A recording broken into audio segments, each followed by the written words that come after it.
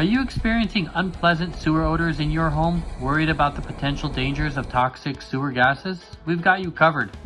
We recently received a call from a homeowner who was experiencing foul sewer odor throughout her house. While performing a smoke test of the sewer piping, we quickly identified the source of the problem. As you can see, all the smoke pouring into the crawl spaces underneath her home.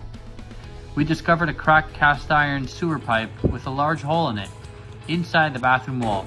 This not only allowed the unpleasant sewer odor to infiltrate the home, but also released toxic and dangerous sewer gases, posing a significant health risk.